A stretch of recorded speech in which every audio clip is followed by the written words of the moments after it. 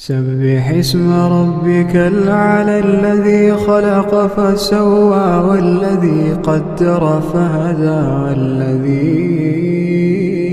أخرج المرعى فجعله غثاء نحوا سنقرئك فلا تنسى إلا ما شاء الله إنه يعلم الجهر وما يخفى